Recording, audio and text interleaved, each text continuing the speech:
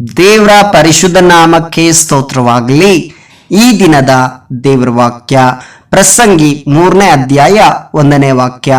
ಪ್ರತಿಯೊಂದು ಕಾರ್ಯಕ್ಕೂ ಕಾಲವು ಕ್ಲುಪ್ತವಾಗಿದೆ, ಆಕಾಶದ ಕೆಳಗಡೆ ನಡೆಯುವ ಒಂದೊಂದು ಕೆಲಸಕ್ಕೂ ತಕ್ಕ ಸಮಯವುಂಟು. ಪ್ರಿಯ ದೇವರ ಮಕ್ಕಳೇ, ಇವತ್ತಿನ ದೇವರ ವಾಕ್ಯದಲ್ಲಿ ನಾವು ಗಮನಿಸುತ್ತಿದ್ದೇವೆ. ಇಲ್ಲಿ ದೇವರ ವಾಕ್ಯವು ಸ್ಪಷ್ಟವಾಗಿ ಬರೆಯಲ್ಪಟ್ಟಿದೆ. ಪ್ರತಿಯೊಂದು ಕಾರ್ಯಕ್ಕೂ ಕಾಲವು ಕ್ಲುಪ್ತವಾಗಿದೆ, ಆಕಾಶದ ಕೆಳಗಡೆ ನಡೆಯುವ ಒಂದೊಂದು ಕೆಲಸಕ್ಕೂ ತಕ್ಕ ಸಮಯ ಉಂಟು ಎಂಬುದಾಗಿ. ಪ್ರಿಯ ದೇವರ ಮಕ್ಕಳೇ, ಸಾಮಾನ್ಯವಾಗಿ ಮನುಷ್ಯರಾಗಿ ನಾವು ಈ ಭೂಮಿಯ ಮೇಲೆ ಯಾವುದೇ ಕೆಲಸವನ್ನು ಮಾಡುವಾಗ ಸಾಮಾನ್ಯವಾಗಿ ನಾವು ಸಮಯ ನೋಡಿಕೊಂಡು ಮಾಡ್ತೇವೆ. ಒಂದು ಉದಾಹರಣೆ ಹೇಳಬೇಕಂದ್ರೆ, ಬೆಳಗಿನ ಸಮಯದಲ್ಲಿ ನಾವು ತಿಂಡಿ ತಿನ್ನುತ್ತೇವೆ, ಮಧ್ಯಾಹ್ನದ ಸಮಯದಲ್ಲಿ ಊಟ ಮಾಡ್ತೇವೆ, ರಾತ್ರಿಯ ಸಮಯದಲ್ಲಿ ನಿದ್ರೆ ಮಾಡುತ್ತೇವೆ.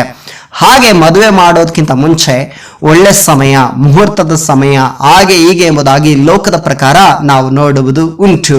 ಪ್ರಿಯ ದೇವರ ಮಕ್ಕಳೇ, ನಮ್ಮ ಜೀವಿತದಲ್ಲಿ ನಾವು ನೋಡೋದಾದ್ರೆ ಯಾವುದೇ ನಡೆಯಬಹುದು. ಒಳ್ಳೇದಾಗ್ಲಿ ಕೆಟ್ಟದಾಗ್ಲಿ, ಅದು ದುಃಖವಾಗಲಿ ಸಂತೋಷವಾಗಲಿ, ಅದು ಏನೇ ಆಗಿರಬಹುದು. ಒಬ್ಬ ಮನುಷ್ಯನ ಜೀವಿತದಲ್ಲಿ ಏನೇ ನಡಿಬೇಕಾದ್ರೂ ಕೂಡ ಒಂದು ಸಮಯ ಇದೆ.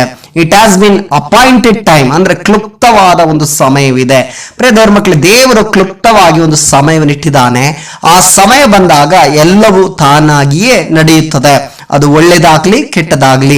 ಒಂದು ಉದಾಹರಣೆಗೆ ನಾವು ತೆಗೆದುಕೊಳ್ಳೋದಾದ್ರೆ, ಯೋಬನ ಜೀವಿತದಲ್ಲಿ ಕೆಟ್ಟದು ನಡೀಬೇಕೆಂಬುದಾಗಿ ದೇವರ ಒಂದು ಸಮಯ ಇಟ್ಟಿದ್ದನು.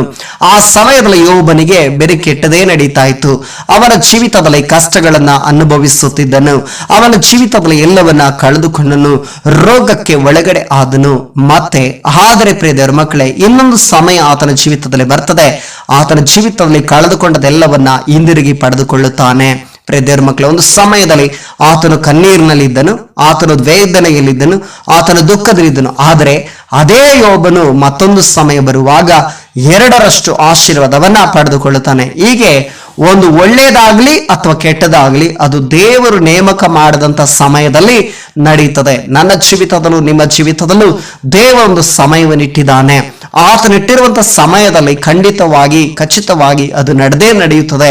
ನಾವು ಏನ್ ಮಾಡಿದ್ರು ಮಾಡಿಲ್ಲ ಅಂದ್ರೂ ಕೂಡ ದೇವರು ಏನ್ ನೇಮಕ ಮಾಡಿದ್ದಾನೋ ಅದು ನಡೆಯಲೇಬೇಕು. ಅದಕ್ಕೆ ಈ ಲೋಕದಲ್ಲಿ ಅನೇಕರು ಹೇಳ್ತಾರೆ, ನಮ್ಮ ಸಮಯ ಸರಿ ಇಲ್ಲ ಅನ್ಸುತ್ತೆ, ನಮ್ಮ ಟೈಮ್ ಸರಿ ಇಲ್ಲ ಅನ್ಸುತ್ತೆ, ಯಾಕಾದ್ರೂ ನಮ್ಗೆ ಕಷ್ಟಗಳು ಬರ್ತದಪ್ಪ, ಯಾಕಾದ್ರೂ ನಮ್ಮ ಜೀವಿತದಲ್ಲಿ ಈ ರೀತಿಯಲ್ಲಿ ವೇದನೆಗಳು ಬರ್ತಪ್ಪ ಎಂಬುದಾಗಿ ಅನೇಕರು ಮಾತನಾಡುವುದನ್ನ ನಾವು ಕೇಳಿಸ್ಕೊಳ್ತಾ ಇರ್ತೇವೆ. ಆದ್ರೆ ಪ್ರಿಯ ದೇವರ ಮಕ್ಕಳೇ, ಪ್ರತಿಯೊಂದು ದಿನವೂ ದೇವರೇ ಸೃಷ್ಟಿ ಮಾಡಿದ್ದು, ಅದರಲ್ಲಿರುವಂತಹ ಸಮಯಗಳನ್ನ ದೇವರೇ ಸೃಷ್ಟಿ ಮಾಡೋದು. ಎಲ್ಲವನ್ನ ದೇವರು ಒಳ್ಳೇದಾಗಿ ನೋಡಿದ್ರು. ನಾವು ಒಳ್ಳೇದಾಗಿ ನೋಡಬೇಕು. ಅದರಿಂದ ನಮ್ಮ ಜೀವಿತದಲ್ಲಿ ಒಳ್ಳೆಯದಕ್ಕಾಗಲಿ ಕೆಟ್ಟದಕ್ಕಾಗಲಿ ನಮಗೊಂದು ಸಮಯವನ್ನ ದೇವರ ನೇಮಕ ಮಾಡಿ ಇಟ್ಟಿದ್ದಾನೆ. ಹೇಗೆ ಹುಟ್ಟುವುದಕ್ಕೊಂದು ಸಮಯ ಇದೆಯೋ, ಸಾಯುವುದಕ್ಕೊಂದು ಸಮಯ ಇದೆಯೋ, ಅಳುವುದಕ್ಕೊಂದು ಸಮಯ ಇದೆಯೋ, ಹಾಗೆಯೇ ಪ್ರಿಯ ದೇವರ ಮಕ್ಕಳೇ, ನಮ್ಮ ಜೀವಿತದಲ್ಲಿ ಪ್ರತಿಯೊಂದು ಕಾರ್ಯಕ್ಕೂ ಒಂದೊಂದು ಸಮಯವಿದೆ. ಇನ್ನೊಂದು ವಾಕ್ಯವನ್ನು ನಾವು ಗಮನಿಸಿಕೊಳ್ಳೋಣ. ಜ್ಞಾನೋಕ್ತಿಗಳು 23ನೇ ಅಧ್ಯಾಯ 18ನೇ ವಾಕ್ಯದಲ್ಲಿ ನಾವು ಗಮನಿಸೋದಾದ್ರೆ, ಒಂದು ಕಾಲ ಉಂಟು, ನಿನ್ನ ನಿರೀಕ್ಷೆಯು ನಿರರ್ಥಕವಾದದ್ದು ಎಂಬುದಾಗಿ. ಪ್ರಿಯ ದೇವರ ಮಕ್ಕಳೇ, ಒಂದು ಸಮಯ ಇದೆ, ನಮ್ಮ ನಿರೀಕ್ಷೆ ನಿರರ್ಥಕವಾಗುವುದಿಲ್ಲ ಎಂಬುದಾಗಿ. ಅಂದ್ರೆ ನಾವಿಟ್ಟಿರುವಂತ ನಂಬಿಕೆ, ನಾವು ದೇವರ ಮೇಲೆ ಇಟ್ಟಿರುವಂತ ಭರವಸೆ ಯಾವುದೇ ಕಾರಣಕ್ಕೂ ವ್ಯರ್ಥವಾಗಿ ಹೋಗೋದಿಲ್ಲ. ಯಾಕೆಂದ್ರೆ ಒಂದು ಸಮಯವಿದೆ, ಆ ಸಮಯ ಬಂದಾಗ ದೇವರು ಆ ನಂಬಿಕೆಯನ್ನ ಉಳಿಸ್ತಾನೆ, ಅಥವಾ ಆತನು ಕೊಟ್ಟಂತ ಮಾತನ್ನ ನೆರವೇರಿಸ್ತಾನೆ. ಒಂದು ಉದಾಹರಣೆಗೆ ನಾನು ಹೇಳ್ತೇನೆ. ದೇವರು ಕೆಲವು ಪ್ರವಾದನೆಗಳನ್ನ ತಡೆ ಮಾಡಬಹುದು, ಕೆಲವು ಕಾರ್ಯಗಳನ್ನ ತಡೆಪಡಿಸಬಹುದು. ಯಾಕೆ ಅಂದ್ರೆ ದೇವರ ಸಮಯ ಇನ್ನ ಬಂದಿಲ್ಲ. ನಿಮ್ಮ ಜೀವಿತದಲ್ಲಿ ದೇವರಿಟ್ಟಿರುವಂತ ಆ ಕ್ಲುಪ್ತವಾದ ಸಮಯ, ಆ ಅಪಾಯಿಂಟ್ಮೆಂಟ್ ಸಮಯ, ಇಟ್ಟಿರುವಂತ ಸಮಯವನ್ನ ದೇವರು ಅದನ್ನೇನ್ ಮಾಡಿಲ್ಲ, ಅದು ಇನ್ನ ದೇವರ ಸಮಯ ಬಂದಿಲ್ಲ ಎಂಬುದಾಗಿ ಅರ್ಥ. ಇನ್ನೊಂದು ರೀತಿಯಲ್ಲಿ ಲೋಕದ ಪ್ರಕಾರ ನಾನು ಹೇಳೋದಾದ್ರೆ, ಪ್ರಿಯ ದೇವರ ಮಕ್ಕಳೇ, ಒಂದು ಬ್ಯಾಂಕ್ಗೆ ನಾವು ಹೋಗ್ಬೇಕಂದ್ರೆ ಬೆಳಗಿನ ಟೈಮ್ 10 ಗಂಟೆಯಿಂದ ನಾವು ಸಂಜೆ 4 ಗಂಟೆ ಒಳಗಡೆನೆ ಹೋಗ್ಬೇಕು. ಅದು ಕೂಡ ಭಾನುವಾರ ಸಮಯದಲ್ಲಿ ಅದು ಓಪನ್ ಇರೋದಿಲ್ಲ. ಹಾಗೆಯೇ ಒಂದು ಕ್ಲುಪ್ತವಾದ ಸಮಯ ಬ್ಯಾಂಕ್ಗೆ ಇದೆ ಅಂದ್ರೆ, ದೇವರು ಸರ್ವಶಕ್ತ ದೇವರು, ಇಡೀ ಲೋಕವನ್ನೇ ಸೃಷ್ಟಿ ಮಾಡಿದ ದೇವರು ಒಂದು ಕೆಲಸ ಮಾಡ್ಬೇಕಂದ್ರೆ ಅದಕ್ಕೆ ಒಂದು ಸಮಯ ಇದೆ. ನಮ್ಮ ಜೀವಿತದಲ್ಲಿ ಒಂದು ಸಮಯ ಉಂಟು. ಆ ಸಮಯದಲ್ಲಿ ಎಲ್ಲವೂ ತಾನಾಗಿಯೇ ನಡೀತದೆ. ದೇವರೊಂದು ಸಮಯವನ್ನು ನೇಮಕ ಮಾಡಿದ್ದಾನೆ. ನನ್ನ ಜೀವಿತದಲ್ಲಿ ದೇವರ ಮಕ್ಕಳ ಇವತ್ತಿನ ದಿನದಲ್ಲಿ ಅನೇಕ ಕಣ್ಣೀರಿನಲ್ಲಿ ನಡೀತಾ ಇದ್ದೀರಾ, ದುಃಖದಲ್ಲಿ ನಡೀತಾ ಇದ್ದೀರಾ, ಅನೇಕ ವೇದನೆಯಲ್ಲಿ ನಡೀತಾ ಇದ್ದೀರಾ, ಅಥವಾ ಪ್ರವಾದನೆಗಳು ನಡೀಲಿಲ್ವಲ್ಲ, ಅಯ್ಯೋ ದೇವರು ಕೊಟ್ಟಂತ ದರ್ಶನ ನಡೀಲಿಲ್ವಲ್ಲ, ಯಾವಾಗಪ್ಪ ನನಗೆ ದೇವರು ಈ ದರ್ಶನವನ್ನು ನೆರವೇರಿಸುತ್ತಾನೆ, ಯಾವಾಗ ನನ್ನ ಜೀವಿತದಲ್ಲಿ ನಾನು ಒಳ್ಳೆಯದನ್ನು ಕಾಣುತ್ತೇನೆ, ಯಾವಾಗ ನನ್ನ ಜೀವಿತದಲ್ಲಿ ಒಂದು ಸಂತೋಷವನ್ನು ನಾನು ಕಾಣುತ್ತೇನೆ, ನನ್ನ ಜೀವಿತ ಯಾವಾಗ ಮಾರ್ಪಾಡಾಗ್ತದೆ, ಅಯ್ಯೋ ದೇವರೇ ನನ್ನ ಜೀವಿತದಲ್ಲಿ ಒಂದು ಒಳ್ಳೆ ಸಮಯ ಯಾವಾಗ ಬರ್ತದೆ ಎಂಬುದಾಗಿ ನೀವು ಆಲೋಚನೆ ಮಾಡ್ತಾ ಇದ್ದೀರಾ. ಒಂದು ಸಮಯ ಇದೆ, ನಿಮ್ಮ ಜೀವಿತದಲ್ಲಿ ಅದು ಬಂದೇ ಬರುವುದು, ಅದು ವ್ಯರ್ಥವಾಗುವುದಿಲ್ಲ. ನಿಮ್ಮ ನಿರೀಕ್ಷೆ ಯಾವುದೇ ಕಾರಣಕ್ಕೂ ನಿರರ್ಥಕವಾಗುವುದಿಲ್ಲ. ಯಾಕೆಂದ್ರೆ ದೇವರು ಆಕಾಶದ ಕೆಳಗಡೆ ಭೂಮಿಯ ಮೇಲ್ಗಡೆ ನಡೆಯುವಂತ ಪ್ರತಿಯೊಂದು ಕಾರ್ಯಕ್ಕೆ ಕ್ಲುಪ್ತವಾದ ಒಂದು ಸಮಯವನ್ನ ನೇಮಕ ಮಾಡಿಟ್ಟಿದ್ದಾನೆ. ಆ ಸಮಯದಲ್ಲಿ ಅದು ನಡೆಯುತ್ತದೆ. ಆದ್ರಿಂದ ಪ್ರಿಯ ದೇವರ ಮಕ್ಕಳೇ, ಈ ವಾಕ್ಯದೊಟ್ಟಿಗೆ ದೇವರು ನಿಮ್ಮನ್ನ ಆಶೀರ್ವಾದ ಮಾಡಲಿ. ಯೇಸು ಕ್ರಿಸ್ತನ ನಾಮದಲ್ಲಿ ಪ್ರಾರ್ಥಿಸೋಣ.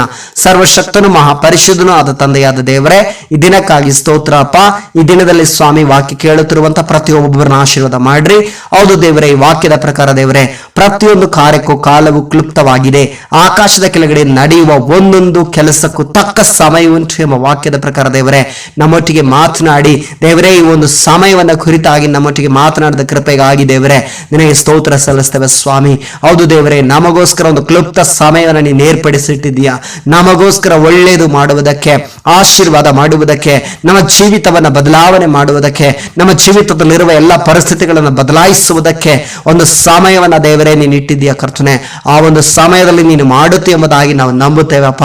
ನಿನ್ನ ಸಮಯ ಕರ್ತನೆ, ಅದು ಯಾವಾಗಿದೆಯೋ ಕರ್ತನೆ, ಅದು ಇವತ್ತೇ ಬರಲಿ ಎಂಬುದಾಗಿ ನಾನು ಪ್ರಾರ್ಥಿಸ್ತೇನೆ ಸ್ವಾಮಿ.